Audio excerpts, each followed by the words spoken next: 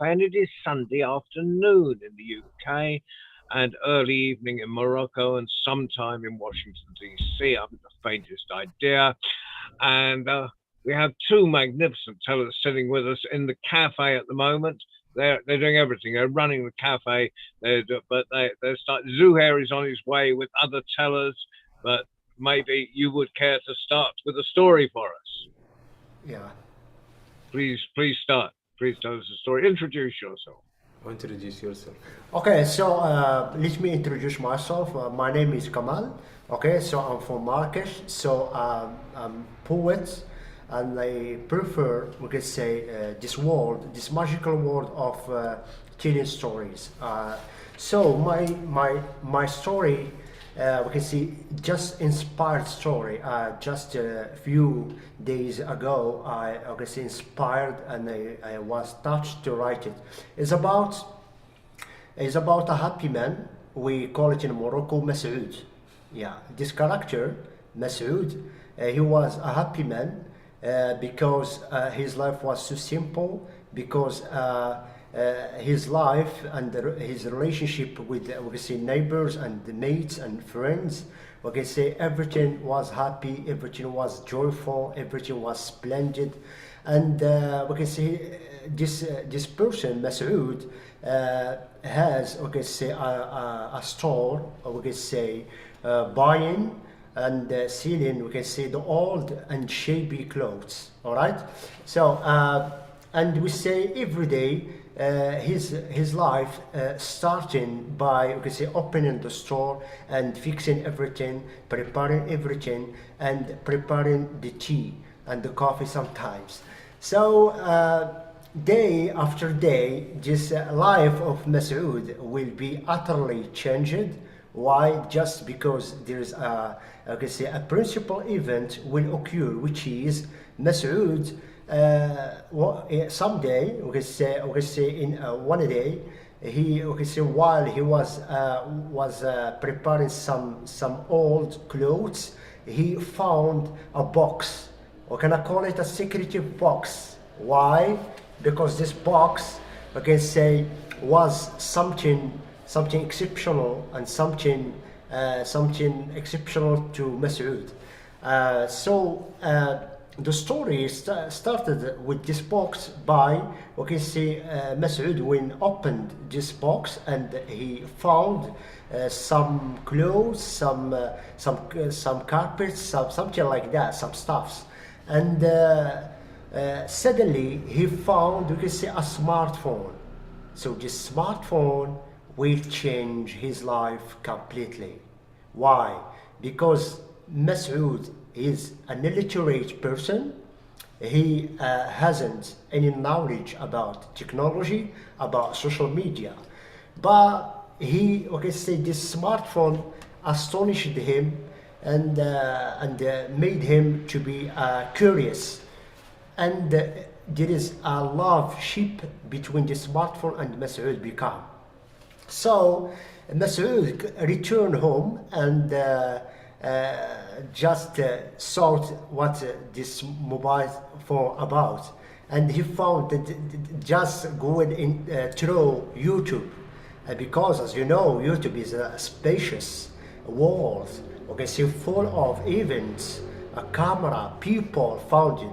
So this world made Masoud to change his life from the simplest one to complicated one. So every day Masoud, we say, didn't, we can say, don't go to or come back to the store, to open the store. And the saddest point in this story is the warmth of relationship between him and others changed. And we can say, because of smartphone, because of this, what you can call it, cures. And all people was asking about what's the most important point, what's the thing led Masoud to change, not laughing. No, because don't forget, he is Masoud, and Masoud means a happy man, a joyful man, a cheerful man. So the story completed like this, like this. But one day, Masood click on a button and we can say a website, and there is a person was talking, was discussing, was chatting with Masood, was I can say a deep gorgeous woman, and really he doesn't speak English, and this is the problem. And despite that, Masood becomes so warm and so emotional, sensitive, and we can say we can say he likes this technology process and this technology tool.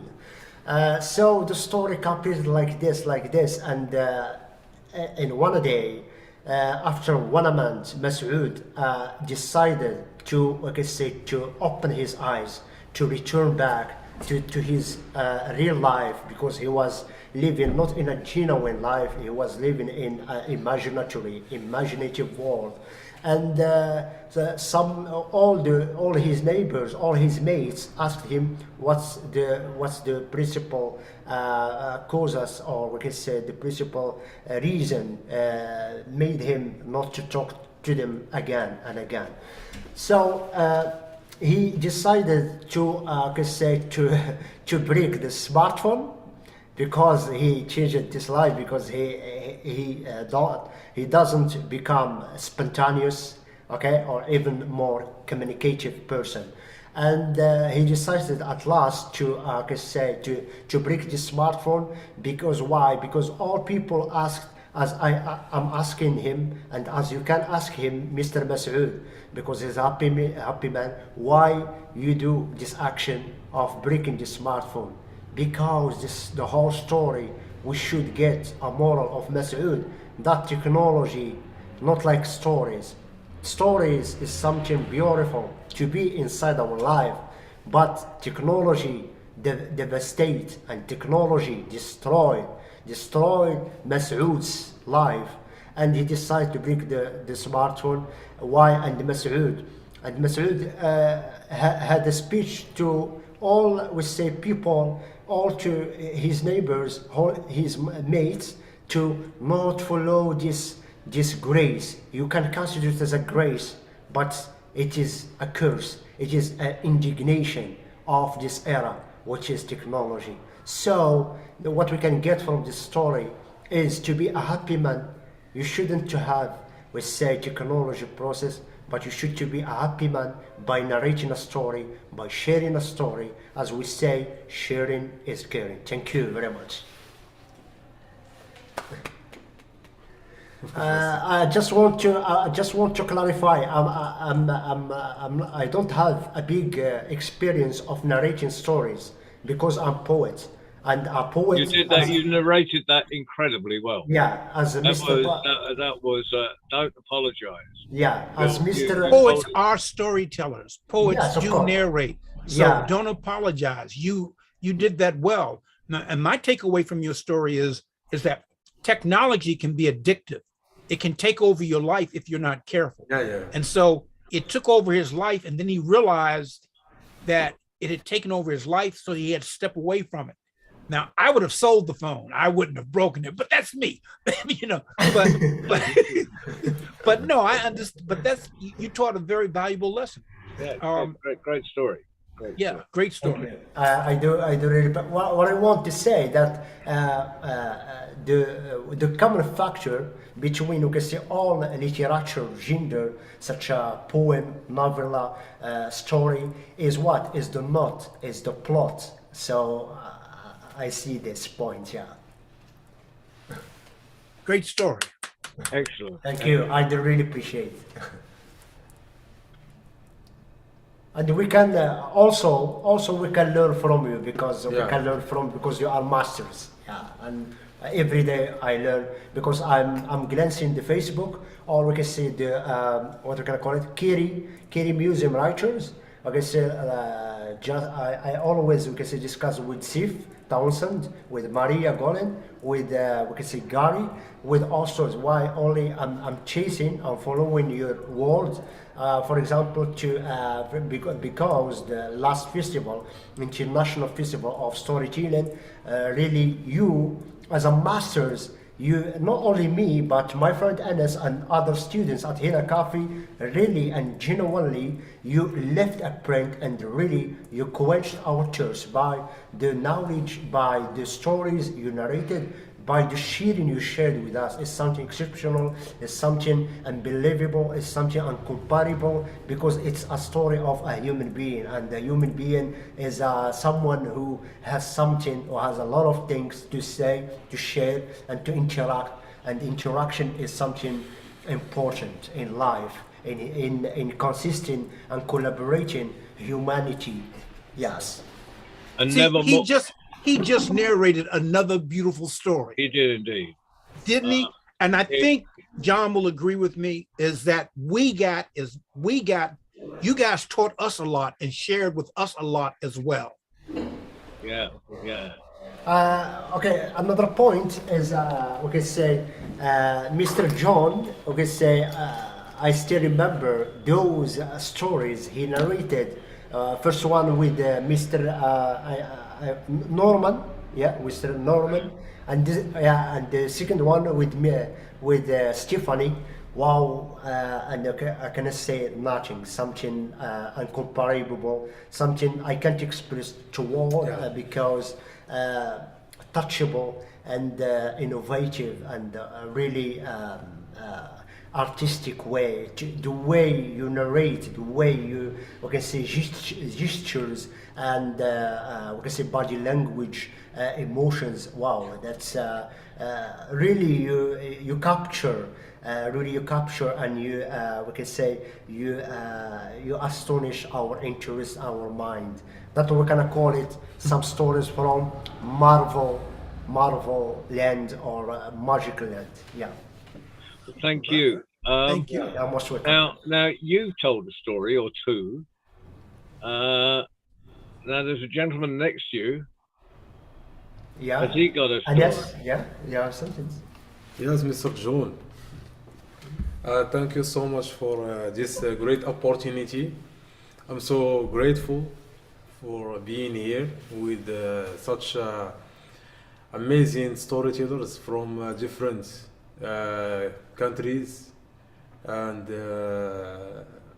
honestly, I benefit a lot from all of you, from your perspective, from your lifestyle.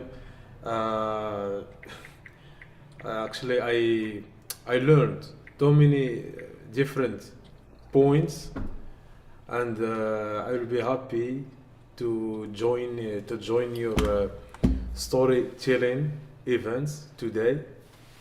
It's a big honor to me. Uh, yeah, and I can't wait. I can't wait to hear from you. Oh well, we'll be out there as soon as we can. I've got to go to America first. I've got to go. I'm in Texas next week. Yeah, Uh, Texas. for just down the road from David by about 400 miles, and for Trudy But Terrace Memorial. but on Uh, the other side of the country from where I am, he's going yeah, to the West Coast, and I'm in Washington D.C., which is on the East Coast. yeah. So so I'm going down there. Um, I miss Morocco. Have you got a Moroccan story for us? Yes, Morocco. Actually, it's like there is a bunch of stories. It's like, especially the place where I'm living now, Marrakesh. It's well known with or by the world. It's well known by the storytellers in Jam al Fna squares and many different. It's like Jam al Fna square. It's like.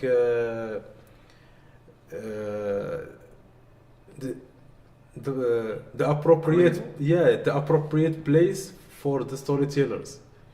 Yeah, so yeah, and I would like to share just a short story with you.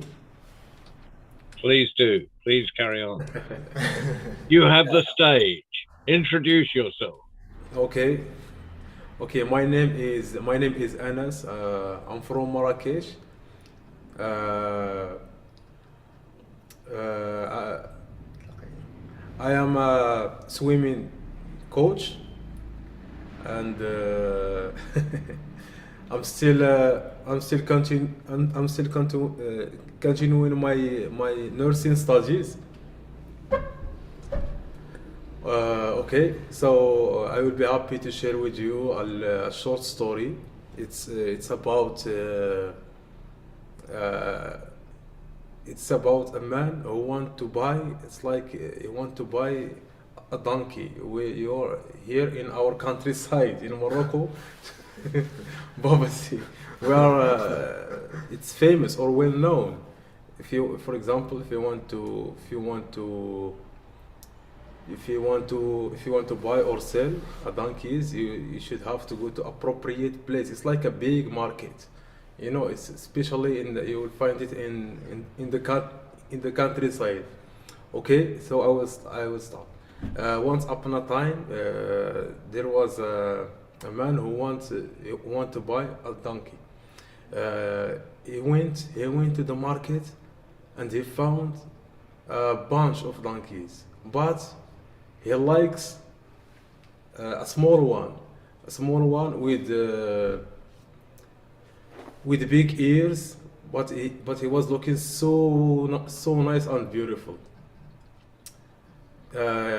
He discussed the price with the seller, and they are done. Okay, they are agreed to about it. So he said, "Give me a rope. I will put it in the neck of this donkey. I will take it with me.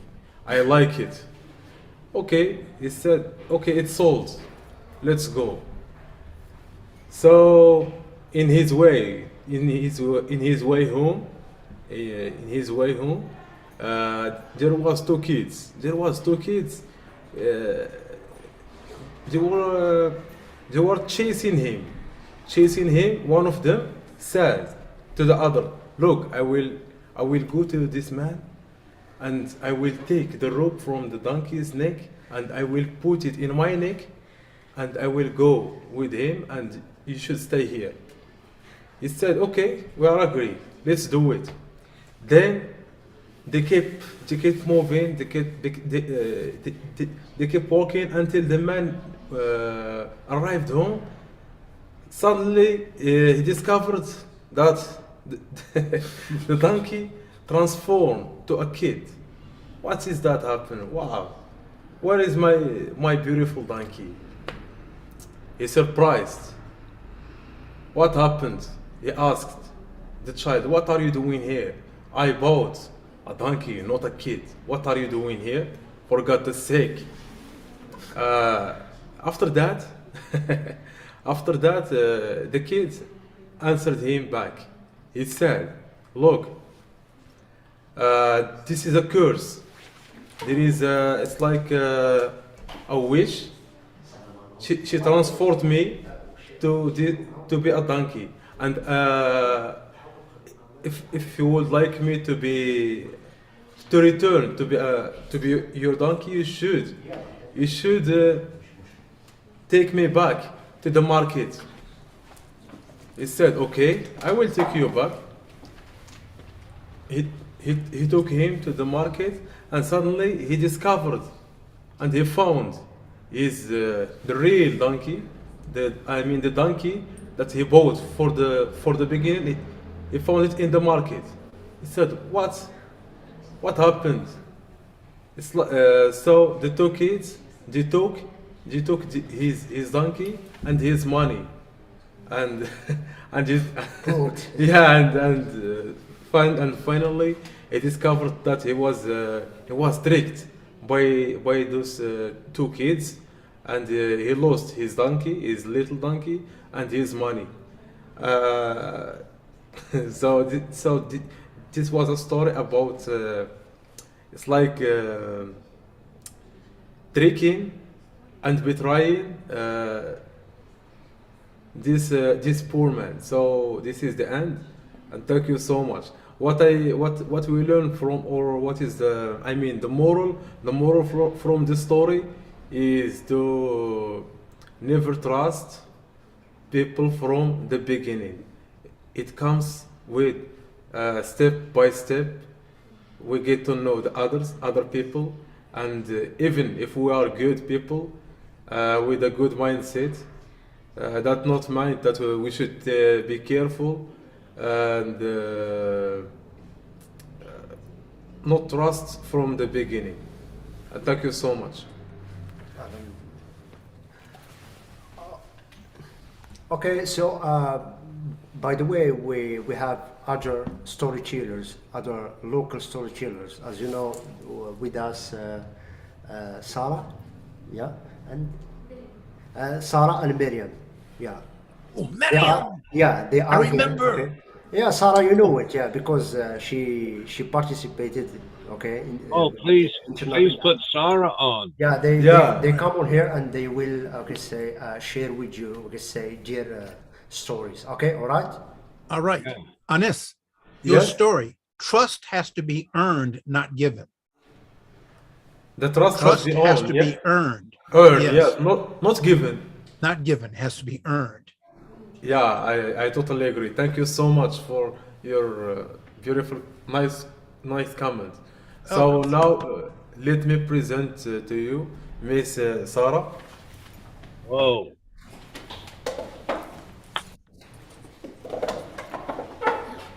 Sarah, it's great to see you. Hi, Please, hello. hi. So introduce yourself and tell your story. My name is Sara Kshirit, and I'm one of the local storytellers in Morocco, Marrakesh. And I will be telling you a story, me and my colleague Miriam, and we present the Association of Union of Storytellers. So my story, it comes from one of my favorite villages, and my mom is from that village.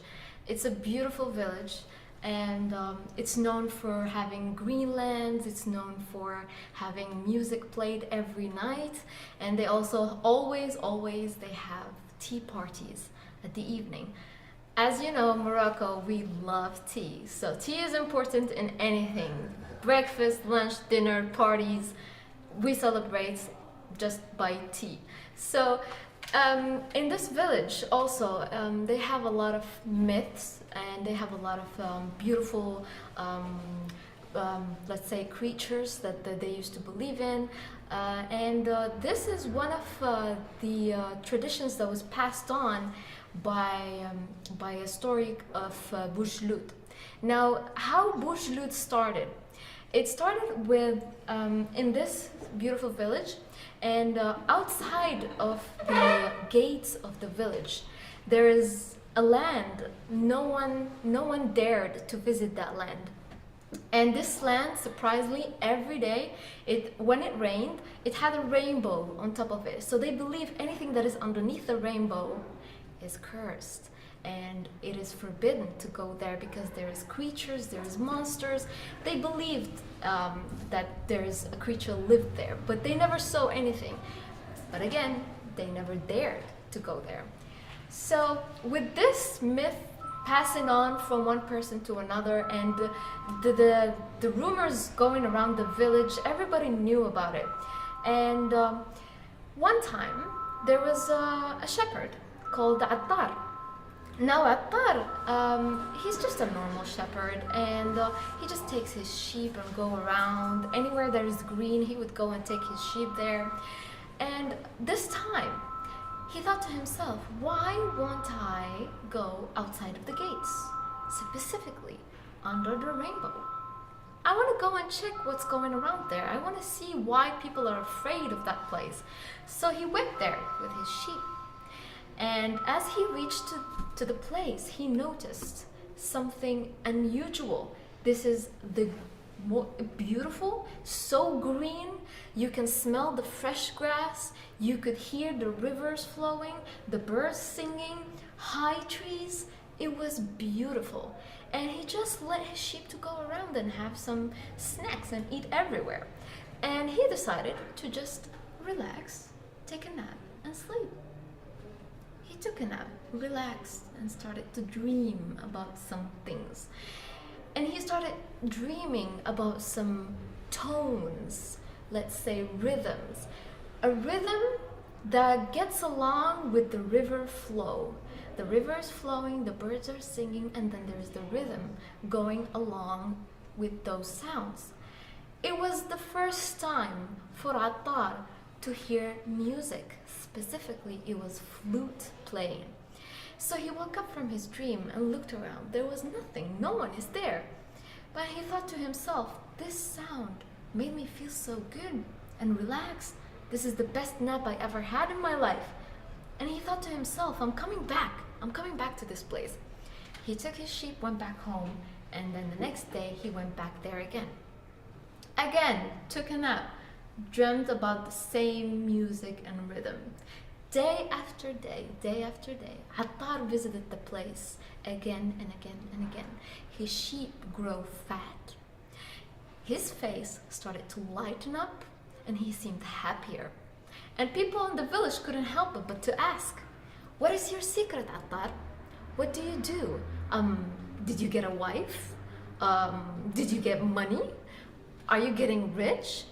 So people started asking questions and Attar didn't feel like lying to his people. So he told them the truth. He told them, I've been to the enchanted land, the land under the rainbow. And people just listened to him while he's explaining what's in the land.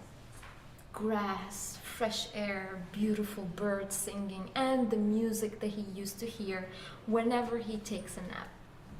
People were very curious and they kept on listening and listening, but no one dared to visit the land except Attar.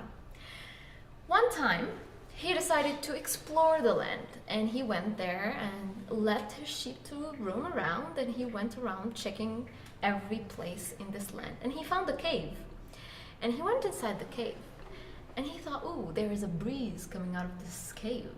I think I'm gonna sleep here. This is a perfect place to sleep. And he took a nap. As he's napping, he could hear the same flute music in his ear. The same music in his ear. And suddenly he woke up. And when he woke up and opened his eyes, to his shock, a big creature in front of him, looking like an old man with a huge, long, white beard. Oh, and staring at him from above, when Attar looked at his face, he had long ears, and then looked to his feet. He has goat feet, not human feet. So he jumped from his place, afraid and scared, and started to say, Bismillah, Bismillah, Bismillah. And the creature just took him by the hand and looked at him in the eyes and told him, what are you doing here? Attar, frozen in his place, and he said, please let me go, please don't kill me. And then the creature told him and let his hand go and told him, I'm not gonna kill you. I'm not a monster. But I just want to know, what are you doing here? Why are you here? Why are you in my land? And then Attar started explaining himself, please don't kill me. Please, I'm here with my sheep. I come to this place, my sheep grow fatter and bigger and they look happy and I looked happy too. So every time I come to your land and I take a nap and I feel so good when I nap here, there's this music or some sounds that I can hear, but I don't know where they come from. But they make me happy and that's why I come here every day. And then the creature looked at him and said you hear sounds. What type of sounds? And then Attar started trying to explain what type of sounds. Something like that. So the creature looked at him and smiled, and then he pulled out a bamboo stick that had holes in it. That was the flute that he used to play songs. And then he told him, I use this flute to play music in my cave. And he started playing beautiful melodies, and Attar just listening to those melodies, and he said, yes, that's what I hear in my dreams. It always makes me feel relaxed and I love it, and that's why I'm always here. The creature stopped playing and then looked at him and said, do you want to learn how to play? And then Attar said, yes, please, if you teach me. He gave him the flute and he asked him to blow. He blew one blow and it didn't sound good. Let me tell you, it sounded so loud. It started caused pain in his ears, and then the creature just pulled the flute and told him, okay, I'm glad that you don't know actually how to play this, so here is an offer. I'm gonna teach you how to play the flute, but you're gonna promise me never make copies of it and do not teach anybody else to play the flute. And to keep you alive, you are going to get me a wife. I want to get married. I want to have kids too. So, do not make copies. Do not teach anyone how to play it. And you're going to get me a wife. And I'll be waiting for you here. Attar accepted and just went on his way. The next day he came back to learn the flute. And every time he would come back to learn how to play the flute, Bujlud will ask him, did you get me a wife? Is there any beautiful ladies in your village? Can you get me at least some of them so I can choose? And then Attar said, well, marriage doesn't work like that. You know, you don't get to choose as if you're choosing a candy. You have to see her and you have to fall in love with her and see if she's gonna accept. And then the creature stood from his place and said, oh, so I have to go to your village. And then Attar said, no, you don't need to go to the village. I'll try to find you a wife. You just sit here, please. Don't go anywhere. I'll come back to you with your wife. Attar did not keep his promise. So, after learning how to master the flute, he just stopped visiting the creature, Bujlud. He stopped going to that land and he just went back to his village, made a copy of the flute and started playing it in his house. And people heard the sounds. So eventually he showed what type of music he was playing and on what he was playing. So everyone wanted to learn. And he made a business out of it, creating more copies and selling them and teaching people in return some money. Attar got greedier and he just kept on teaching people and showing them how to make the flutes. And every night at a tea party with some Moroccan cookies, people will start playing the flutes, playing the music every single night. And every night, the more people learn, the more people are playing at night, the louder the music is. And the music eventually reached the cave of Bujlud. Bujlud started hearing this and he recognized that it's the flute. And it was so loud that it didn't allow him to sleep and he was very angry. He went running from his cave towards that sound, running. As soon as he reached the gates, animals started acting weird, dogs barking, cats, everything started to act weird. And when he reached to the place of the music, there was a big circle of people dancing and playing the flute. And Attar was in the middle, just going around and singing with the flute with the people, guiding everybody how to play the music. And the creature saw him. Attar locked eyes with the creature and he started shaking. He broke his promise. The creature got closer to him and just grabbed him by the shoulder. Where is my wife? You promised me a wife, and also everybody is using the flute. Where is my wife? She's over me. Attar started to shake and he said, oh, your wife, actually, you know, this party is for you. This is the beginning of your wedding. You know, as in Moroccan culture, we know how to party, and weddings in some regions, they last for 7 days. So he used that and said, oh, the first day is for you to get known to the wife, and this is the music for you.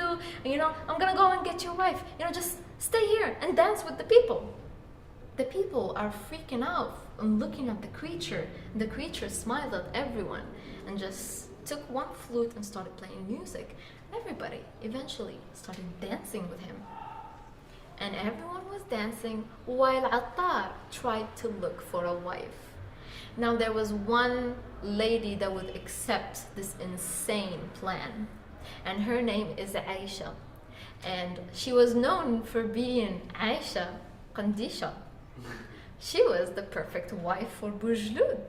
Now, in the Moroccan culture, there is another story about Aisha Qandisha, but in this one, we're gonna focus just about Bujlud.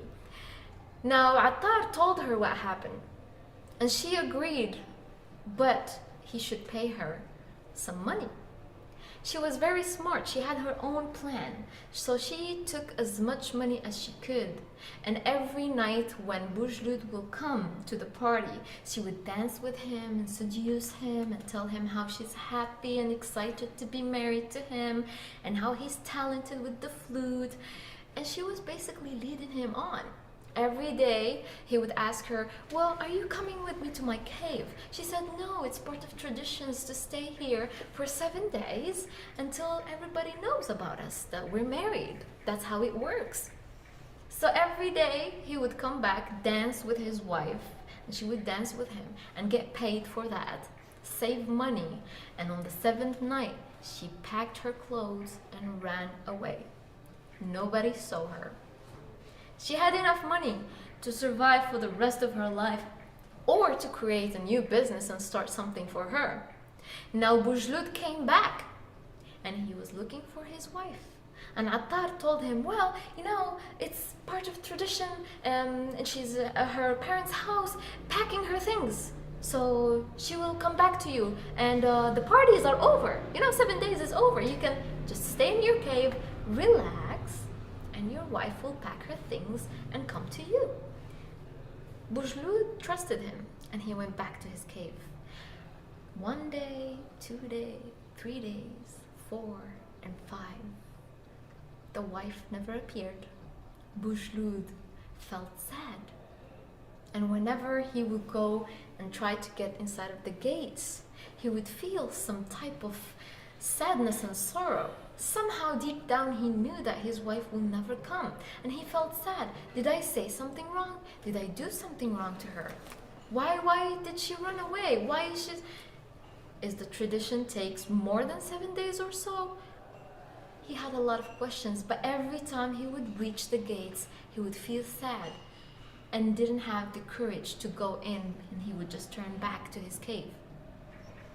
Attar, after 1 month of not seeing the creature or hearing about Aisha Qandisha, he thought maybe I can take my sheep and go there and visit Bujlud and see what's going on. He took his sheep and went to the enchanted land.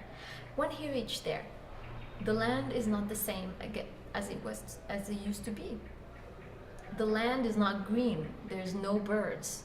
Rivers were very calm somehow. There were no music playing. He went to the cave to check on Bujlud.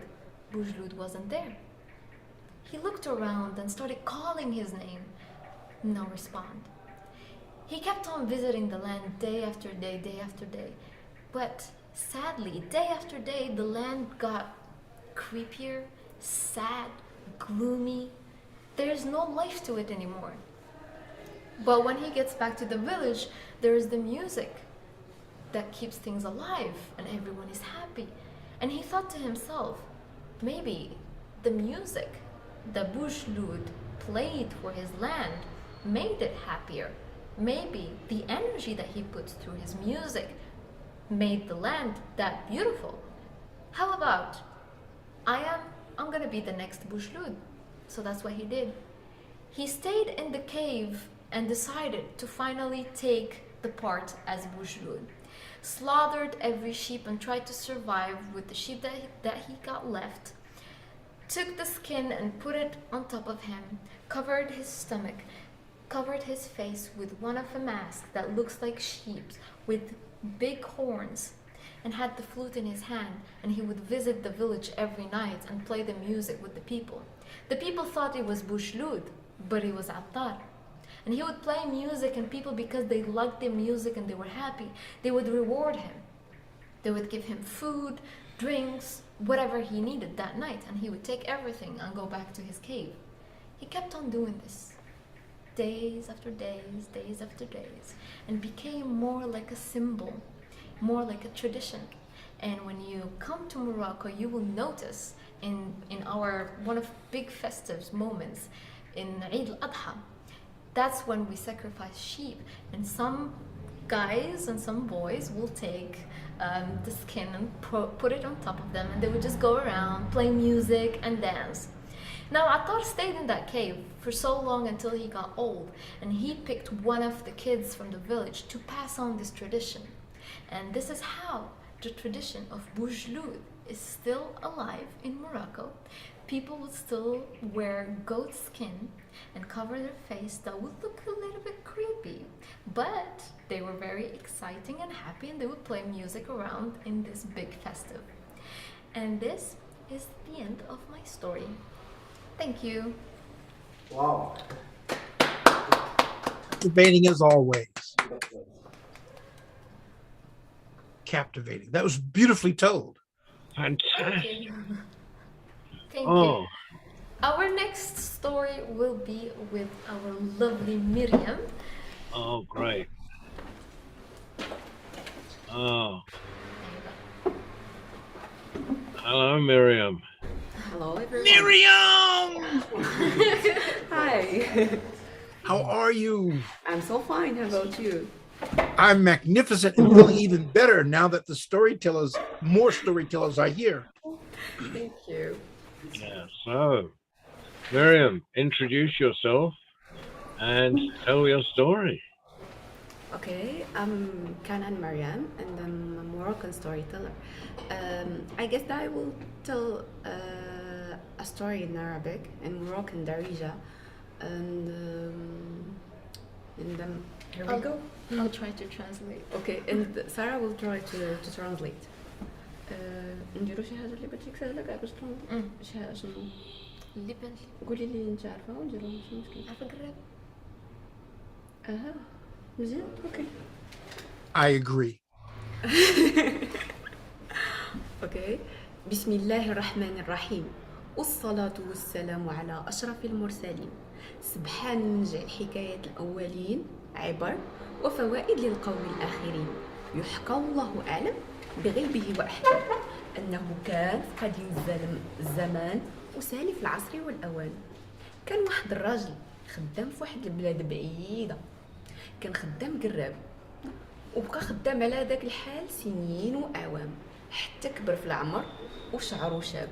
الراجل كبر في العمر ولكن باقي خدام قراب، وهو كيمشي للسوق ما بقاش قادر يتبع الدراري الصغار والشباب اللي هما خدامين معاه في نفس الحرفه.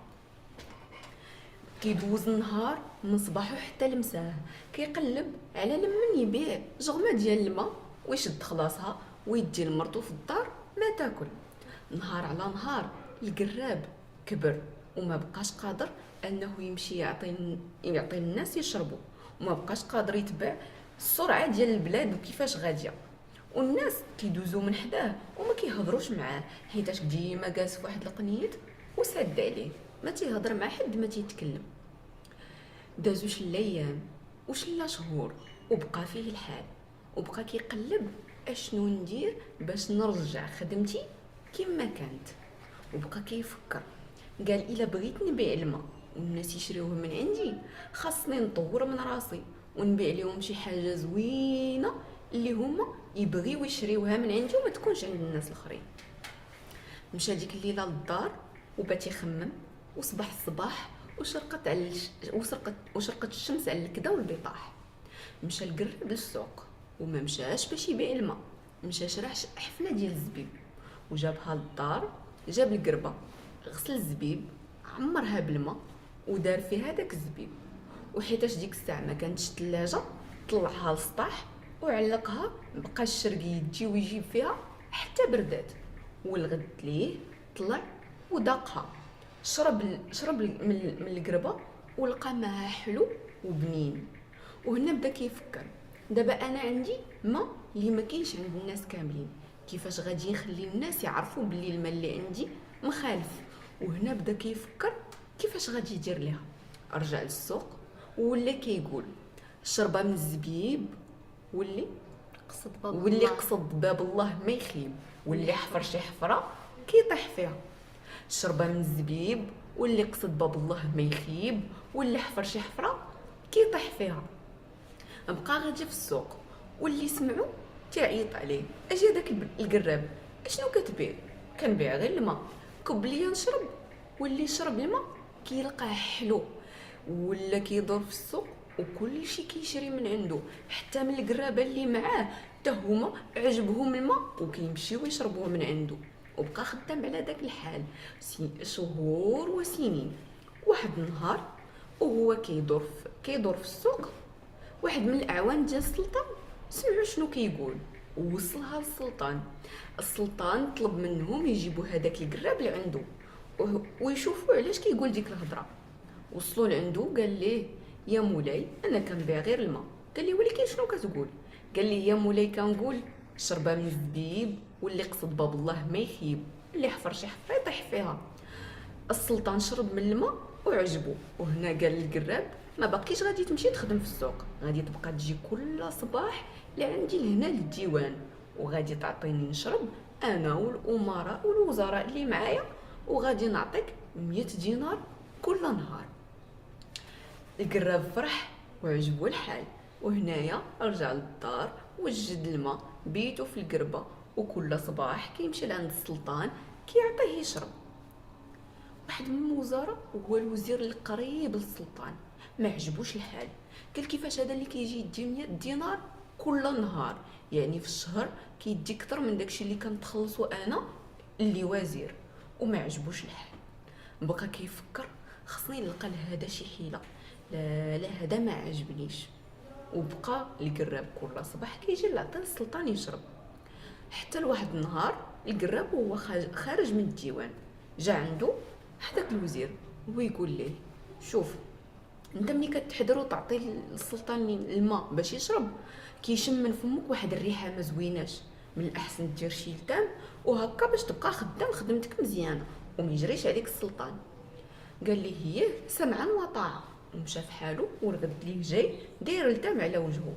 جا وخوال السلطان يشرب، عطاه يشرب، والسلطان كيشوف في الراجل داير التام على وجهه، هذا مالو؟ ما قدرش يسولو، قال لي يقدر يكون مريض ولا بيه شي حاجه نخليه على راحته. وفعلا خدم هذاك النهار ومشى في حاله، والنهار الثاني عاوتاني رجع بالتام، خلاه السلطان حتى مشى وهو يدور في الوزير. هذا اللي ولا تيجي من الدم مالو على هذا الحال؟ قال له يا مولاي هذا جا قال باللي ملي كيتحضر يخوي لك باش تشرب كيشم من فمك عزك الله واحد الريحه ما زويناش، وداك الشيء علاش ولا كيدير للدم. قال لي دخلناه لدارنا الكبيره وعطيناه كلا وشرب ونقذناه من الفقر، ودابا ولا تيقول باللي انا اللي سلطان فمي كتخرج منه ريحه خانزه، ما بقاش كيحشم، لا خصني نعاقبه. هنايا السلطان قال ليه الوزير عقوبته خاصها تكون قطع الراس، الا ما قتلتيه راه ما غاديش يبقى عبره، ولا اللي جا يتطاول على السلطان. السلطان بات ديك الليله كيخمم دورها في راسو مزيان وقال واقيلا الوزير عنده الحق. وهو جاي من البلاصه فين كينعس هز معاه واحد التريه ديال الذهب ومشى دخل مع الديوان، وقف على العسال اللي في الباب وقال لهم اللي لقيتوه هاز هاد الفاز غادي تقطعوا ليه راسو وما غاديش تخليوه يعيش، وكما كان وهو خارج هزها تقطعوا ليه راسو ولو نكون انا. دخل السلطان وجلس وحط المزهريه حداه، وجا القراب كما موالف عطاه شرب هو والوزراء والامراء اللي معاه. وهنايا قال ليه السلطان اليوم خلاصك ما غاديش يكون 1000 دينار، ما غاديش يكون 100 دينار، اليوم غنعطيك هذه الميزاريه من الذهب الوهاج، وهنايا غادي تهنى من هذه الخدمه وما باقيش تحتاج تجي تخدم. قال ليه شكرا يا مولاي والله يبارك فيك، ولكن الوزير اللي حرش القراب على السلطان ما كانش معاه هذاك الصباح. هز القراب المزهريه وتم خارج مع الديوان. شويه وهو يشوفوا هذاك الوزير، اجي انت منين جاتك هذيك الميزاريه ديال السلطان؟ قال له راه مولاي اللي عطاها ليا. وهو يقمقم انا هذا كنحفر ليه والسلطان كيزيد جرقيه. قال لي اجي لنا راه هذيك الميزاريه. هو يشدها من عنده وعطاه كيس ديال المال وقال لي هاد الفلوس يغنيوك على هاد الميزاريه وانت ما تعرفش ليها. وهنايا الوزير هز الميزاريه وخرج مع الديوان. اول ما وصل للباب لسه تخلعوا ملي شافوه هو اللي هاز الميزاريه، ولكن ما عندهم ما يديروا، خصهم ينفذوا قرار السلطان وقطعوا الوزير راسو. القراب مشى في حاله ورجع للدار، والغد ليه رجع عند السلطان. اول ما شافو تصدم، كيفاش انت مازال عايش؟ قال له علاش يا مولاي؟ قال له انا امرت باش راسك تقطع، فين هي الميزاريه اللي عطيتك؟ قال لي يا مولاي الميزاريه اللي عطاتيني داها ليا الوزير ديالك وعطاني بلاصتها واحد القدر من المال. السلطان بقى تيفكر ويقول لي علاش وليتي كدير اللتام في هاد الايامات الاخرى؟ قال له يا مولاي الوزير ديالك جا قال لي باللي كتخرج من فمي واحد الريحه خايبه، وباش مولاي ما نقلقكش وليت كندير هذاك اللتام على وجهي كل صباح باش نجي نعطيك تشرب. قال له عاود فكرني النهار الاول اللي جيتي لعندي للقصر اشنو كنتي كتقول على الماء اللي كتعطي؟ قال له يا مولاي كنقول شربه من الزبيب واللي قصد باب الله ما يخيب، واللي حفر شي حفره كيطيح فيها. قال له ايوا يا قراب شربه من الزبيب انا اللي شربتها، واللي قصد الله ما يخيب انت قصدتي باب الله وربي ما خيبكش، واللي حفر شي حفره يطيح فيها الوزير حفر حفره باش انت ما تاكل ما تشرب ويزادها لك بقطع الراس وصدق راسو اللي تقطع. وعاش القراب مع السلطان خدام عنده في امان واستمنان حتى اتاهم موزي من اللذات ومفرق الجماعات، والحكايه كملت. And this is the end of my story. So, a quick translation to the story. The story is about a man who used to sell water in the square. And this man, in our culture, we call him Garab. Now, Garab wears a red dress with a big hat, and he has a bag that is made out of goat leather, and there is water inside of it, and they sell the water in return of money, of course. Now Garab is more like a symbol in our culture. You're gonna see him around, but most of the time people will just take pictures with him, and they won't sell water. But back at the time, it was actually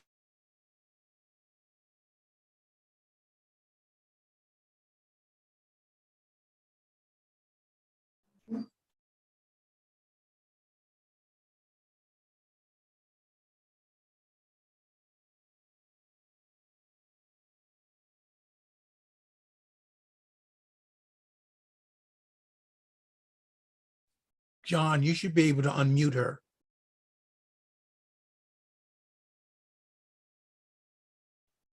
You're muted.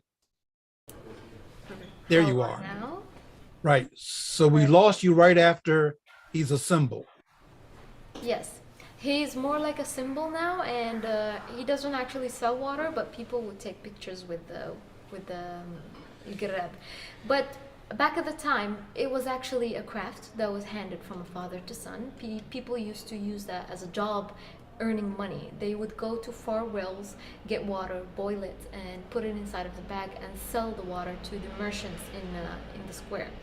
But as he got older and older, of course, time is catching up with him, and he can't be going around running and trying to sell his water. There were other competitors, younger people, who were trying to sell their water around. So every time he would go to the market, and nobody would ask him for water because everybody was served already by the young people. And he would get back home with a bag full of water, but his pockets were empty of golden coins. Day after day, less income, and he needs to provide for his family. So he came up with an idea. And this idea is not learning something new and not going and learning a new craft or do anything, because he thought that he's old and he can't start all over. What he could do is actually develop his craft and add something to it that is special. So what he did, he bought raisins and put them inside of the leather bag, and then put the boiling water inside and just hang it in the ceiling and let it cool down with the air. And the next day he tasted the water. It was cool and sweet, so it was different than any other water in the market.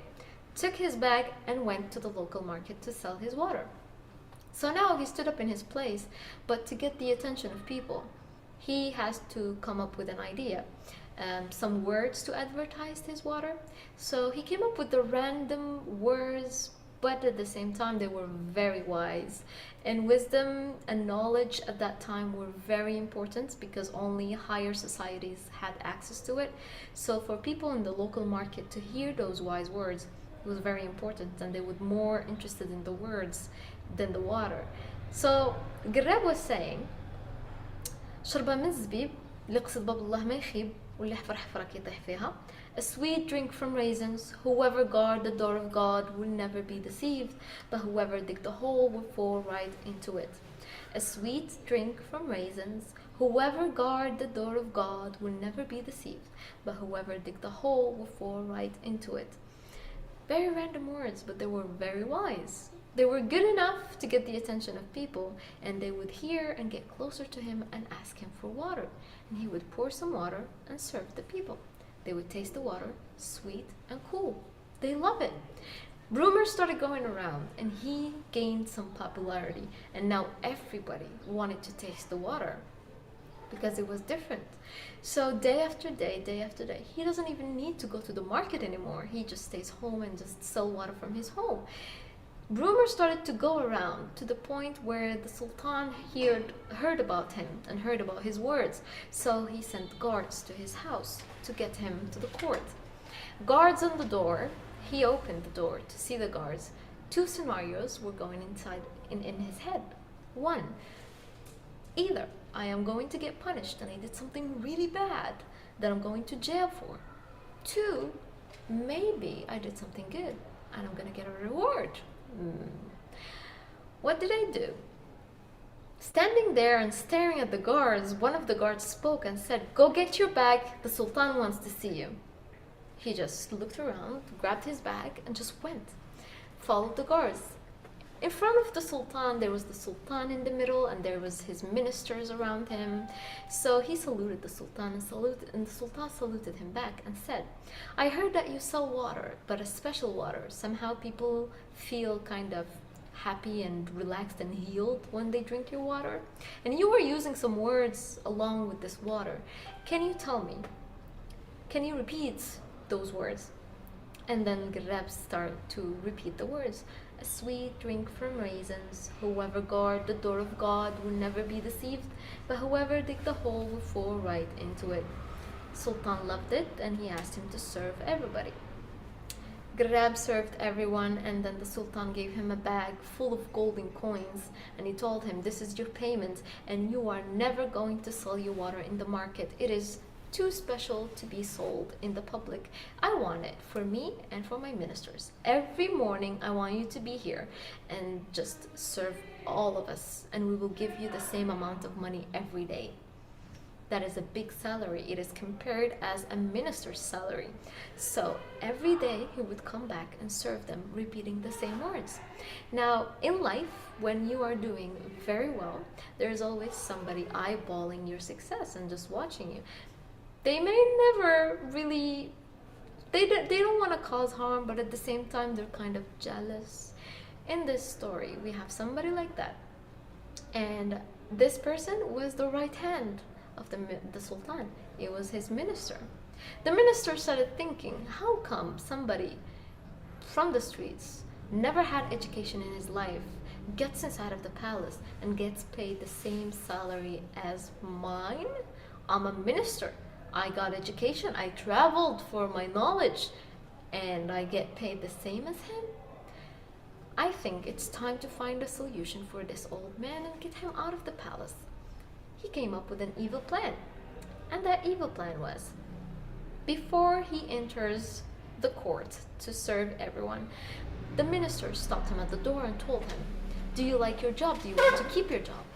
He said, "Yes, Your Highness." "Did I do something wrong? Did I say something wrong to the Sultan?" He said, "No, but here's the thing. When I get close to you, I smell some very bad smells. And the Sultan was complaining about it, but he never wanted to tell you that. So if you want to keep your job, get a scarf and cover your nose and your mouth so the Sultan won't smell anything while you're serving him." And Gareb said, "Thank you. I appreciate it for this advice. I really appreciate it. I want to keep this job for me and for my family. I'm earning good money out of it, so thank you." And he went back home, got the scarf, and got back to the court. And he started serving everybody. You could barely hear him saying those words underneath that thick scarf. And it was very hot, so it was very hard for him to breathe underneath it. But every day he would come back with the same scarf, covering his nose and his mouth. Sultan got curious. Why would he do this to himself? Like, he could barely breathe. Why is he wearing that scarf? Is he sick? He has some kind of illness? Should we kick him out of the palace because of that? He started having those questions, but he didn't want to ask him directly. He looked to his right, and there was the minister, and asked him, Minister, why do you think he's wearing a scarf? Why is he doing this to himself? Like, you could barely hear him even speak. And then the minister told him, Your Highness, you know, you got somebody who's not educated from the streets. He's a rat. You got a rat inside of your palace, and he started spreading rumors about you, telling people how whenever he's coming to the court and trying to serve you, he smells a bad smell coming out of your mouth, and that's why he's using the scarf to cover his nose. The Sultan, hearing all of that, he felt offended. Me? Bad breath? How dare he? And he stood from his place, angry and shouting at everybody and screaming. And then the minister reminded him that this was your choice, Your Highness. You have to find a solution. You have to kick him out of the palace, kick him out of the city. And then the Sultan said, No, we're not just gonna kick him. We're gonna cut off his head to teach him a lesson. Now everybody would learn this lesson, because not everyone can say bad things about me, so he can be an example for everyone. I'm gonna cut off his head. But how can you cut somebody's head if they didn't do something concrete? You don't have a concrete evidence. You don't know whether he said it or not.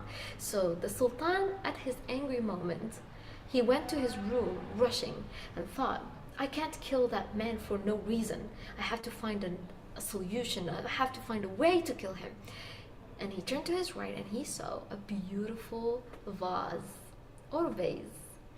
A beautiful vase or vase, beautifully decorated with jewels. It was made out of gold. He took that vase and just went to the guards at the door and told them, whoever comes out of my palace carrying this, cut off his head, no questions asked. Even if it was me, even if it was my wife, anyone, cut off their head. Took the vase and went inside of the court, waited for the old man to come back. He came back with his scarf, serving everyone and repeating his same words. A sweet drink for maidens, whoever guard the door of God will never be deceived, but whoever dig the hole will fall right into it. As he finished serving everyone, the Sultan took the vase and told him, This is your reward. Instead of golden coins, I'm going to give you this golden, beautiful vase. Take it to your wife and she's going to love it. He took that vase, thanked the Sultan, and went on his way. The minister, watching all of that and thinking to himself, I am trying to kick this old man out of this palace and he's getting gifts? Why? And before Garab reached the guards, he could hear someone behind him screaming and calling for him. Garab, stop over there. Garab turns to find it was the minister, and he stopped him and told him, Listen, you don't need a vase in your house. I heard that your vase is not really that secure and it's not fancy house. Give me that vase. Here's your golden coins. Go, take it to your wife. You can buy food, whatever you want. Just go away. Come back tomorrow. It's a minister. It's the right hand of the Sultan. You can't say no to the minister. So he just took the golden coins, thanked the minister, and went back safely to his home. While we know the minister carrying that vase, walking towards the guards, and then that was the sign. Guards are shouting, why would the minister steal it? And they started shouting, why would a minister steal the vase? Why would he do that? Maids saw that and they started shouting and screaming. The Sultan heard the screams, and that was a sign. The old man is dead. He went running towards the dead body to find the minister, looked to his guards, and he wanted to shout at them, but the guards told him, the vase. And they pointed at the vase. That's the sign. You said whoever comes out carrying that, and he was carrying it. And then he looked at the guards and told him, go and bury the body away. Take the vase, hide it somewhere else, and call the old man. Went back to his court. The old man Garab came back with his bag and also his scarf. saluted the Sultan, and the Sultan told him, "Where did you put the vase that I gave you? Because I heard that you didn't take it back home. What happened to it?" And then the old man started explaining, "Your Highness, your right hand, the minister, told me that, a vase inside of my house, it's a poor house, I agree. And I don't see the point from having a vase, but I love the fact that you gave me a gift, and I really appreciate it. It makes me feel closer to you, your Highness, and thank you so much. But your minister just took the vase and gave me golden coins in return, and I couldn't say no to your minister. So I accepted the golden coins, and I went back home. So I believe your minister has the vase." The Sultan looked at him and looked back at his other ministers around, and then he asked him another question and told him, "Why do you come to my court wearing a scarf every day? Isn't it hot for you? I can barely hear you."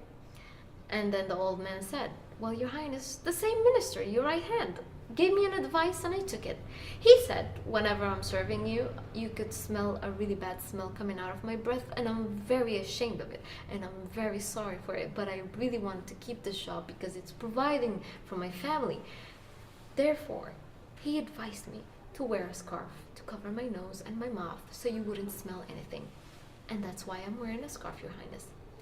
And then the Sultan looked at him and smiled, took him by the shoulder, and turned around his ministers and told them, "A sweet drink from raisins. Indeed, his drink is sweet, and we all tasted it.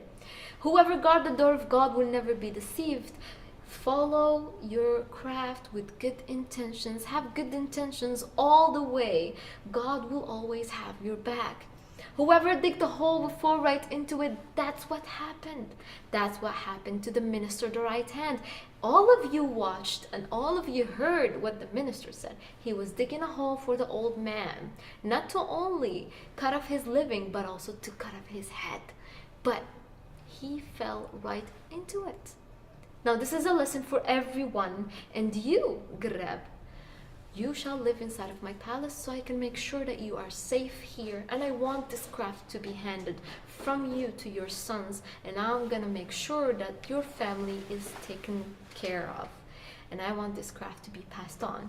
And this is how Grab is now still existing in our culture, and he still roams around the square, and he is a symbol, reminder for people that there is a drink that is sweet, and whoever guards the door of God will never be deceived, and you shall never cause harm to anyone. Never dig a hole, because eventually you will fall into it. And this is the end of the story. Thank you. Ooh, We have another- beautifully, That was beautiful, beautiful, beautifully told, and then beautifully translated. Beautifully told twice. Thank you. We tried. So, I have a slight request. Yeah. Could everyone write their name in the chat? My name and Miriam's name? really, Yes. And anybody else who's telling stories. Okay. I barely remember my name, but if I see it in writing, yeah, I have the same problem. My children are always getting annoyed with me because I forget their names. when my sons were teenagers, they would introduce themselves. And I say, "Why do you do that?" "Because you don't remember our name." Well, is anyone else at the cafe? Have we got any new people coming? And another storytellers? Yeah. It's me. I'm the other storyteller. We know you're the Yay! other storyteller. Have you got a story for us? Yes, I have a story for you. Now, this story. I guess I'll go. Okay. And And- goodbye. Goodbye. Yeah. Never goodbye until the next time. Until please come next Sunday at the same time. Inshallah. All right. The next story is about. This story is full of riddles, and it's about a king that existed at his time, and this king ruled a huge kingdom from Iraq to Morocco, and he had a lot of responsibilities to take care of. So, whenever he felt kind of stressed and overwhelmed, he would just look for the dirtiest clothes, get under cover, and he would go sneaking around his village in the middle of the night just to walk and put that stress out. So he did this for a very, very long time. And whenever he's out, he would see someone homeless sleeping on the streets, and he would just sit next to them, just have a conversation and ask them about their life and what they're doing. Eventually, he will get enough information to know that this person is in need and he knows exactly what they need.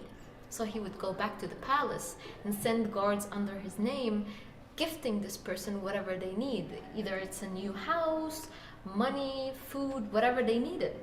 He did this for a very, very long time, and people started to just love their king, because everybody now got help from the king, and he's helping everyone in secret, and nobody knows. Like, how does the king know that we need this and this? How did he know? And eventually they will find guards with whatever they need. So he did this for so long, and he will come back home and feel good about himself and feel that he achieved something good, and he would just fall asleep very fast, and it somehow made him feel as if he achieved something that helped him to fall asleep faster. Now, day after day, it became more like a routine.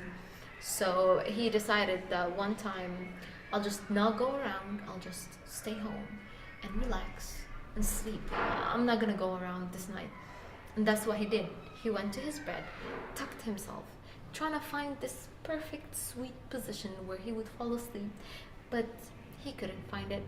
Stood from his place, went to his window, and opened the window to get a fresh air. As soon as he opened the window, there were no lights except one light, a very small light in front of him. And that light came from his minister's palace that was in front of his palace. He started counting the windows. 1, 2, 3, 4, 5. That's my minister's room. Why is he still awake? It's almost midnight, and I know that he sleeps early because he likes to wake up early, check up on his farm, and do his daily routine. Why is he still awake? He went to the door, and by the door of his room there's always guards, and he sent one of the guards to get the minister. The minister, in front of the king, saluted him, and the king saluted him back and asked him immediately, "Why are you still awake, minister? Is there something I can help you with? Is there something bothering you?" The minister, standing there, scratching his head, half asleep, and he told him, "Your Highness, my body is tired, but I just couldn't fall asleep." The king smiled and looked him in the eye and told him, "You know what? We've been best friends for so long. You've been my minister for so long, and now we're sharing the same feeling? Isn't that lovely? You know what? Go get some dirty clothes, whatever that would make you look like a homeless, and follow me." The minister looked at him and said, "You want me to look like a homeless? Your Highness, I don't have anything that looks like a homeless." He said, "Oh, okay, don't worry, I have enough." And he went to his room. The king opened one of his doors, and there is some dirty clothes that makes him look like a homeless traveler. He gave a turban and gave him a cane, and then gave him a big jalaba that he wore it. And you couldn't tell that he was a minister, and you couldn't tell that that was the king too. And then they started their adventure. They went out of the palace, roaming around the village. As they were walking, the king would explain to his minister and tell him, "You know, I do this for so long. I think you've noticed that I sneak out of the palace, and I just walk around trying to find somebody to help, and I help if I can. Go back home, and I feel good about myself. I did something good. And eventually I fall asleep." So the minister looking at him and thinking, "But we're going around for almost an hour and a half now, but there is no one to help. Don't you want to go back to the palace and just sleep, Your Highness?" He said, "I think you're right. There is no one to help. You know, let's take a shortcut in the forest so we'll get back to the palace quicker." And they took the shortcut. As they were walking, the king could notice a very small light from afar. He looked there and started to get very curious. Who could still be up And I made it clear to my people in the village that nobody is allowed in the forest in the midnight. Who do you think is still up? The minister looked at him and said, Your Highness, do you want to go and check who's there? He said, Yes, let's go. He grabbed the minister by the hand and running towards the light. To their surprise, that the light came from a very small candle that was on top of a rock. And next to the rock, there was a pond of water. And inside of the pond water, there was a very, very old man, half naked, sinking himself in the water. And he was surrounded with beautiful silky clothes all around him. And he looked kind of angry while taking those clothes, dipping them in the waters, and throwing them on top of the rocks and mumbling some words. The king was very curious and he wanted to know what is he doing here in the middle of the night and why is he sinking himself inside of that pond of water. He got closer and said, Assalamu alaikum. Hello. The old man looked at him, didn't respond, and just kept on washing his clothes and throwing those clothes on top of other rocks. And then the king felt kind of disrespected and started shouting at him, not shouting but with an angry tone, and said, I said, Assalamu alaikum, didn't you hear me? The old man could feel the angry tone and he looked at him and said, Why are you here? What do you want from me? Can't you see that I have something to do here? Just go away and leave me do my job. Then the king told him, Please, I just want to ask you what you're doing here. May I know what you're doing here? The old man looked at him, Oh, you want to know what I'm doing here? I'm in charge, I lend and I gave back what I already took. There you go. Now go away. The king understood the lines. I'm in charge, I lend and I give back what I already took. That's interesting. Old man, I have another question for you. The old man looked at him and asked him again, why are you here again? And then the king told him, here's another question and you might get rewarded for it. And he asked him, can I know about the twins? And the old man looked at him and smiled and said, the twins, they're no longer twins, they have a brother, they're 3. The king smiled at him and said, can you tell me about the group? And then the old man smiled back and said, the group no longer exists and they left me all alone, with a big smile. And then the king asked him again and said, what about those who were far? The old man looked at him, squeezed his eyes and said, those who were far are close, closer than I ever want them to be. Then the king took a step back, smiled at him with a big smile and told him, do you know how to pluck? Plucking like we do to the chicken feathers? Plucking?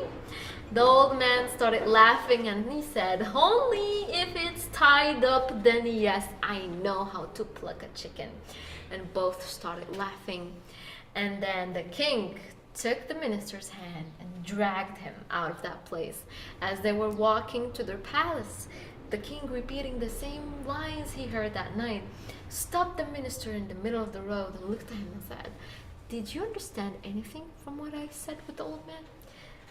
The minister here, very tired and sleepy, is scratching his head and said, Your Highness, I'm kind of tired, so I didn't bother to get involved in the conversation. You were sharing some words, but I couldn't understand anything, so I just disconnected from the world and I started thinking about my bed, Your Highness. I want to go back to my bed and sleep. And he started dreaming about his bed and dreaming about what he's gonna go and do that night. And the king just snapped his fingers and told him, yeah, wake up, wake up. I asked you, did you understand any words? And the minister looked in his eyes and he could feel that the king is angry, and he said, no, Your Highness, I didn't understand. And then the king looked at him and said, you didn't understand what I shared with an old man? Probably he's not educated as you, minister. Aren't you ashamed of yourself? An old man who's not educated, minister.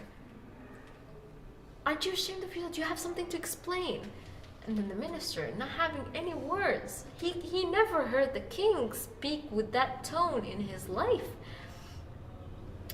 The minister didn't bother to answer. He was very ashamed, looking to the ground, and then the king told him, I swear to God, minister, if you don't get me the meanings of those words, tomorrow morning, you're no longer going to be my minister. I'll kick you and your family out of the palace to the streets, and I wouldn't even care about you.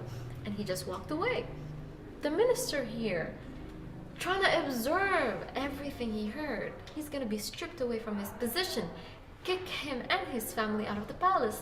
What can he do if that happened? I can't lose my position. So the best solution for that moment is to go back to the old man and ask him for the answers, since they were the only two involved in the conversation. He went back, the minister, to the place. The old man is still there washing those beautiful clothes. And then he said, Assalamu alaikum.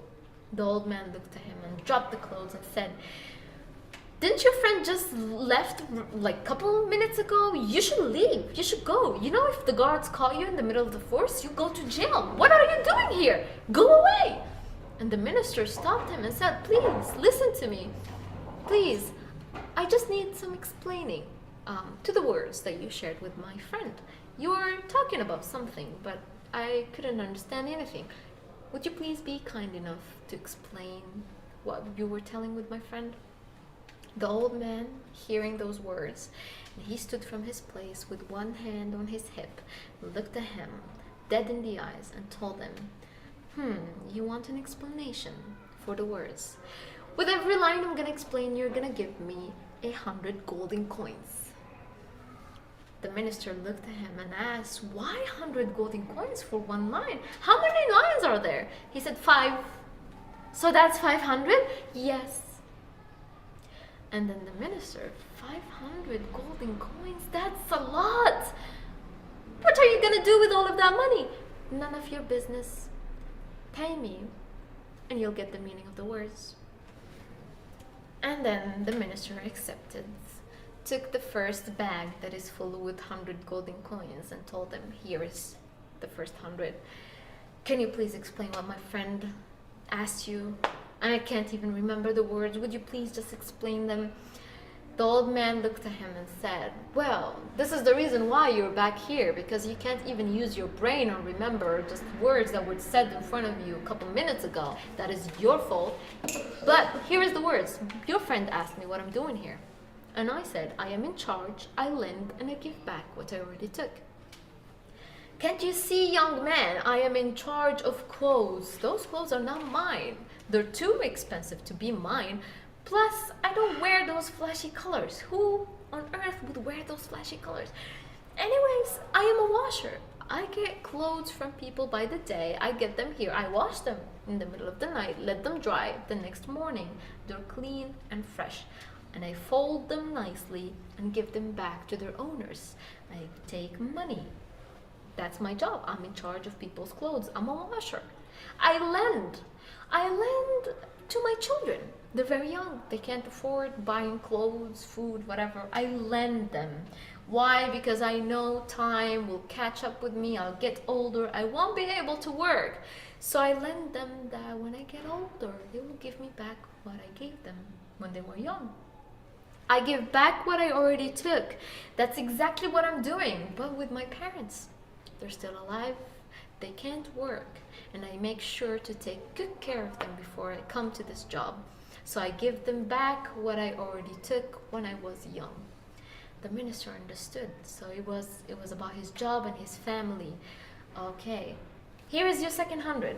Now, the next lines, there were something about brothers, sisters, something about that. The old man with one hand on his hip looked at him and said, your friend asked me about the twins. And I said the twins are no longer twins, they have a brother. Do you have an idea about that? The minister standing there, no, I have no idea, and I'm here, paid you money to give me the meaning. Give me the meaning.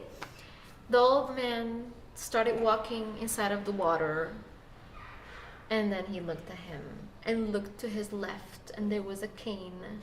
Took his cane and told him, the twins are my legs. When I used to be young, I used to run, jump, run miles with just 2 legs.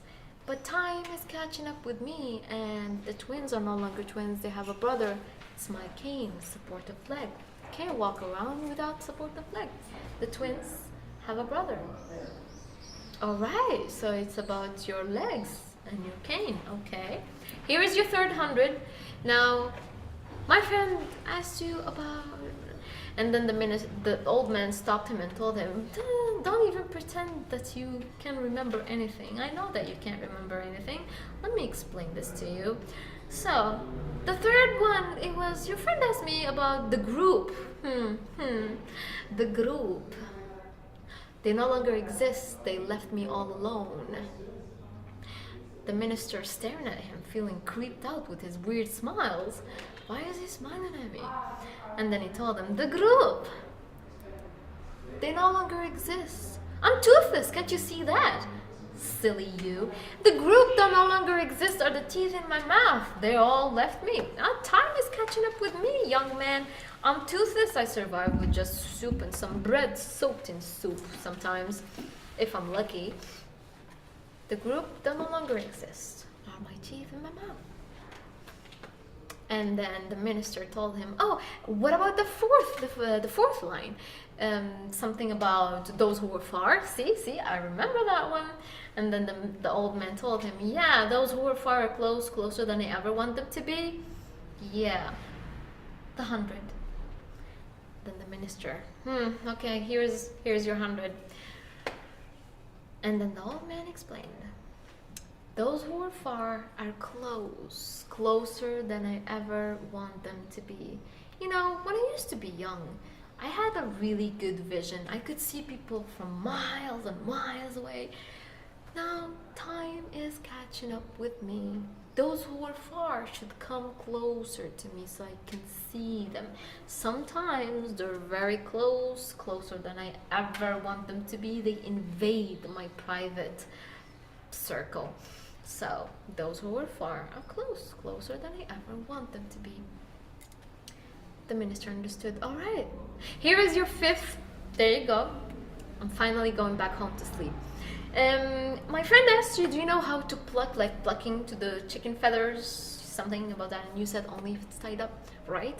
He said, oh, you remember that one. Okay, so he held all his bags in front of him and he said, well, your friend tied you up for me by forcing you to come back here to get the meanings of the words, and I plucked 500 golden coins out of you, you chicken.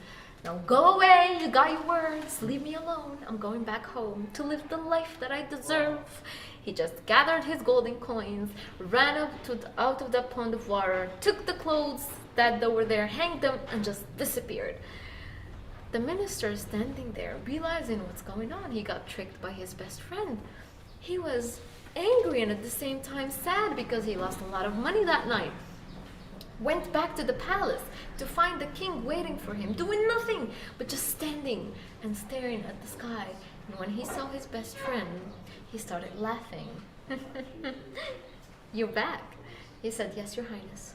And he plucked me very nicely. 500 golden coins, your highness. You could have just told me the meanings of those words instead of me wasting the money. The king here could feel the frustration of his best friend, so he just stood there and looked at him and said, well, think about it. Somehow we were both awake at the same time, and somehow we met this old man in the middle of the night. Another how, we know about his story. He's in charge of 2 families, both ends, children and his parents. That's a lot of responsibility. And you know what he's doing for a living? The minister said, yes, he washes clothes. And do you know how much that pays? He said, yes, your highness. Sometimes it's just 1 golden coin, sometimes 2. He said, do you think that's enough money? He said, for both families, children and parents, I don't think so. That's a lot. He said, see, think about it as a donation. We helped a family. You helped the old man. Now also you learned something else. And you know what that is?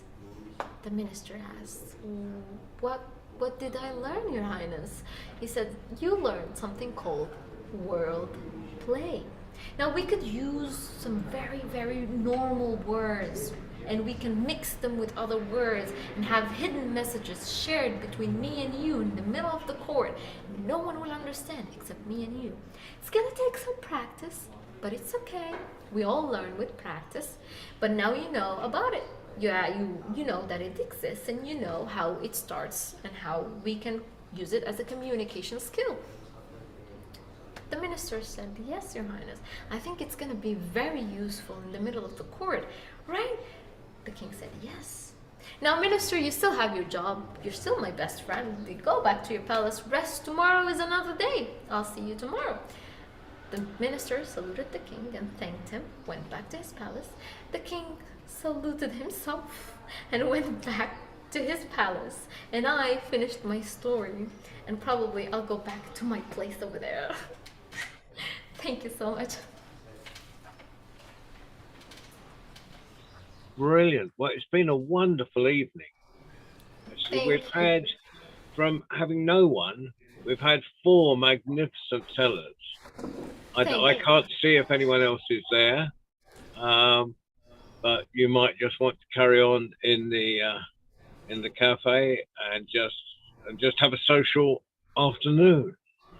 Meanwhile, I must thank Ali for driving the magic carpet and say what's coming up. Tuesday, we have at 4:30 UK time, British summer time, our young tellers, by young, 18 years and under.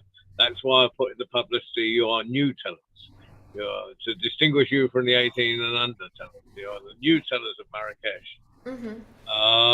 And then Friday, we've got Claire Goodall telling children's stories at 6 o'clock British summer time. Of course, Jasname will be with us for the young stories. And she's one of our regular storytellers. And thank you very much. Thank you for all of you for sharing those stories, all 4 of you. So it's been a wonderful, and hopefully this will carry on week after week. It was a bit confusing this week because the time changes, but it will always be 4 o'clock Moroccan time. So that'll work, I think. So goodbye, everyone. Unless there's anyone else, I can't see. Is there anyone?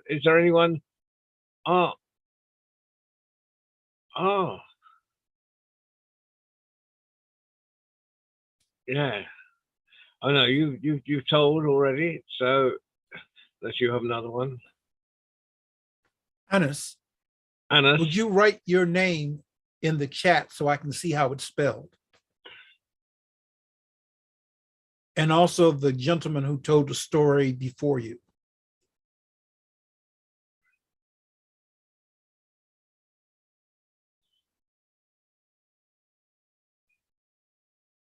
Okay. So it's been really wonderful tonight. Thank you. I'm going to say goodbye. We've had nearly 2 hours of stories. Wonderful. Yes. But if you want to just carry on telling stories and sharing stories in the cafe, of course you are welcome. Anas is the king of the mint tea production. Mr. John, I think my friend Kamal will share with you a short story. Right. Kamal has got a story. Yeah, Kamal, the poet. Okay. Okay, so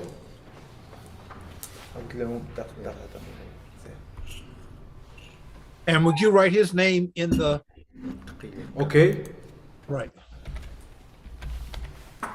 Oh, the last story of tonight then. Fantastic. From having nobody, we have everybody. Okay, so I'm so glad to be again with you. So okay, so thank you very much for giving us this opportunity to share with you. Okay, say our local Arabic stories. Yeah. So this story I'm going to share with you to narrate it is a true story which took place in Iraq in Middle East. So this story is around, we say, a king of the kings, an Arabic king. Okay, say prepared a competition of who is the master, the skillful, the best poet, can narrate many rivers and many poetic rivers, and all these poetic rivers is about, we say, flattering or saying a sweetest and a good speech to Mr. King. So in this tribe of Iraq, especially in Baghdad, and we say in a big, we say market, they call it in Baghdad Aswan. Okay. They call it Aswan. Do you hear me? Yes, but we can't see you. Okay, wait. Anas fixing. Aswan works well.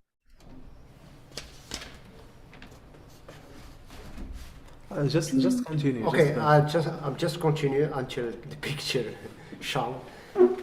We'll use our imagination. Okay, so this competition is about showing and performing some poetic reverses, and this competition, we see the king will reward all the poets, or the poet can perform well. So they first of all they started publishing this competition in all Iraqi markets. Because why? Because in the past we see the Arabic poets published their lines and their poetic and their poems in these markets. So everyone, we can say now this competition, and only the poets come to perform this we say poem.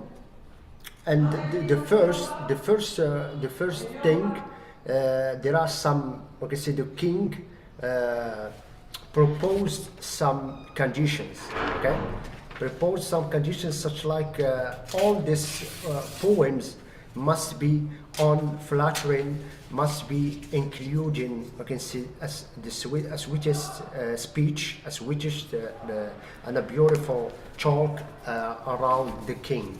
They say all the poets must flatter the king, showing and praise and we can say flatter their qualities, something like that. So each poet doesn't excel this.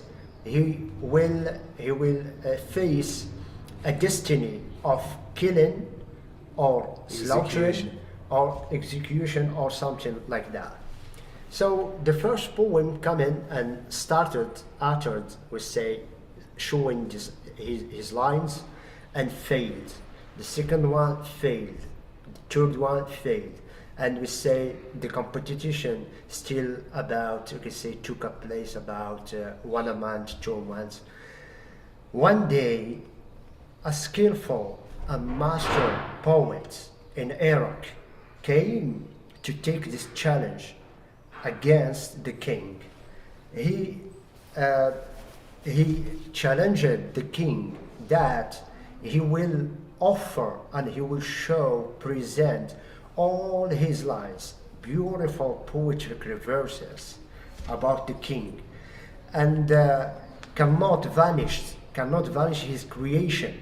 He start up the first line, and all folks, all people, and the king applauded when they heard this voice of these lines, of these poetic lines. The next day, and after the next day, and the king every day he rewarded this poet by giving him a prize Okay, a price, it's about 200 dinar, or you can call it 200 pound or even something like that. In one day, the poet, the Mr. Poet, come to the palace to do the same thing, to do the same job by narrating a poetic lines. But this poet, we can say, came with, we can say, was disconnected, was coming with, we can say, a non-self-estimation, and he started flattering and flattering and reflattering. In a sudden, this poet missed to keep going in this line, in this way. Why? Because flattering changes into, from flattering to, we can say, what you can say, criticizing the king. He forgot that he is in front of the king of Iraq, and the king was shocked towards all the speech, the bad speech, the we can say the fearful speech. Why? This is the question. Why? Because this poet was one of those hated and vengeful towards this king, because he massacred his friends. I mean, poets. He massacred them. He not treat them well, not deal with them well. So the king was surprised. Why are you saying these lines? Because you were narrating a beautiful thing to me, and why now you saying this? And this is the fact. This is the reality. The king can't digest. So after that, the king asked for this poet, only give me just a reason, a reasonable reason. Why are you saying this bad speech? Why you were saying only the sweetest speech? The poet replied to the king, yes, I could do, as long as I flattered you, as long as I can say the bad, because this is the reality. Here in Iraq, during 20 years of living, I never feel that I'm myself, that I'm free man, that I'm free person. I always feel myself that I'm slave, because the way you deal with us as a folks, as a people. And say to the poet, say to the king, listen to me. Now I am here in front of you to say the reality. I am not caring about anything, about money, about funds you will give me. I'm just caring about saying the reality, the fact, despite the flattering lines I said to you. So the poet replied to the king, let me to say the beautiful speech to you is to be face to face, and let me to say the bad speech towards you is to say what inside my heart, what inside me bottomly. The reality you should, Mr. King, to know is I am a person, but not all like other person. You should to take a moral as a storytellers, as a narrators, as an audience from this story is what you could you guess this poet will say, Mr. Papasi? He would say that the truth is the truth, and that the king need to hear the truth. Indeed, absolutely. Yet without God seeing. Yeah. John.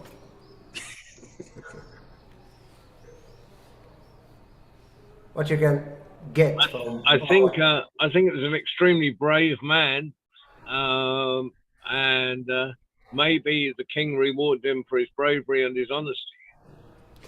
Yes, Papasi distracted a little bit, but you are so close. Okay, what we can got from this story is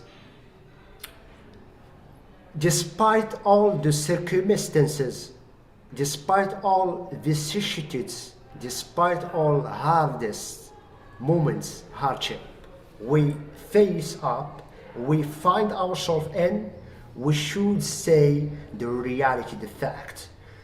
The moral from this story is a muchness of flattering always lead us to a big ruin. I love that story. I love that story. I've really enjoyed tonight. It's been really good. The women and you two and everything. It's been fantastic. And Baden, you joined us kind of late, but you're all right. That's Baden. Yeah, well, that too. Yeah, Yeah. because I'm not prepared everything because just these days we can say I needed poems beside and I'm just for this moment Improvising, yeah. improvise focus on stories, writing stories and narrating stories. These are just kind of short stories. Well, But I think that's what this is all about. Is Yes. is is loads.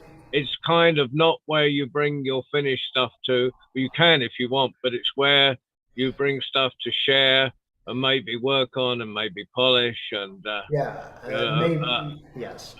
and so thank you very much. Um, we've been on it 2 hours, which is fantastic. Thank you. Um, Great. Great. Well, thank you both. And With pleasure. ladies, I mean, Thank the just four of so them. there's so much, so many good stories tonight. Thank you. And Wait, we'll wait. be the same time every week. Yeah, yeah. Yeah. So, Every week, yeah. so look, bye bye, everyone. And Everyone take care. thank you, Take care. Ali, for Yeah. driving the bus. Papasi, as again. always. Until the next time. To Yeah. be continued. Okay, perfect. And I don't have to be up at 10 a.m. Yeah.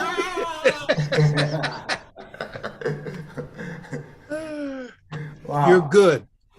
You get better each time. Do not apologize. You're good. This is what the whole thing's about. Having a forum to practice and get better and better and better. All Yeah. right. All right, my friends.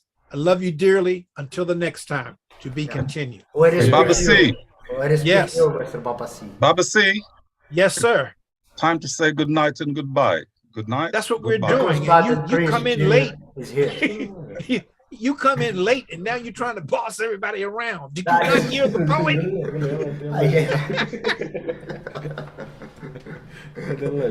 All right.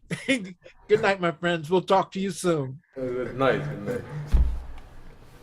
Allah, Sling